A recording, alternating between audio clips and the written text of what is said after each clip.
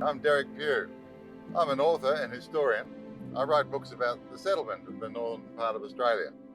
I've now got a story about the overland telegraph line. I'm here in the Australian bush. About 600 kilometres north is the city of Darwin on the northern coast. 2,400 kilometres south is Port Augusta. The statistics for the overland telegraph line project are astounding. There's 3,000 kilometres from the south coast to the north coast. They needed 36,000 poles, 36,000 pins and insulators to put on them, countless rolls of wire, 11 repeater stations between Port Augusta and Port Darwin, and they built them all and connected it up within 2 years. Once the overland telegraph line was linked to the undersea cable that went off to Java and to Singapore and all stations to London, news could come within 7 hours. A heavy blow was indeed struck. Gasson himself thought that he'd killed 11 men, and as many as 50 may have died altogether. In fact, there's a creek not far from here named Skull Creek, after the number of human bones left lying in the sand.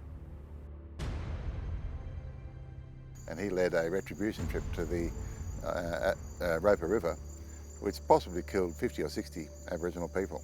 And nobody really knows because they wouldn't say, but there were bones everywhere for a while. We've got a couple of thousand kilometres to do from the south coast to the north coast, and I think it's going to prove to be quite an adventure. They saw Chambers Pillar from a distance, and they were the first people to climb it, and they've signed their names up on the rock here.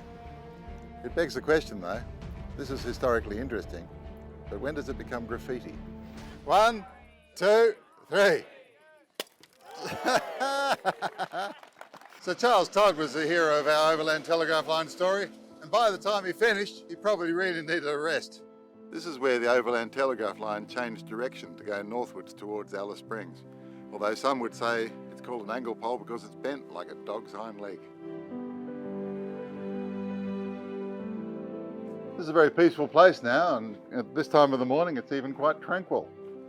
But the arrival of the telegraph line operators, the miners and the pastoralists and everybody else that came up here meant that the lives of Aboriginal people were changed forever. The overland telegraph line ended the geographical isolation and the tyranny of distance for most of Australia. In contrast, the people that lived here were probably some of the most isolated Europeans in the world. I'm about 50 kilometres from the centre of Australia, mate, on the way to Alice Springs. Oh, awesome. Craig knew the country and he knew the risks, but still he died here of thirst in December 1871. These are lonely and evocative places. At least we found the headstone and we found the grave. The overland telegraph line was the greatest engineering achievement of 19th century Australia. It changed us completely. In modern terms, it was equivalent to the arrival of the internet.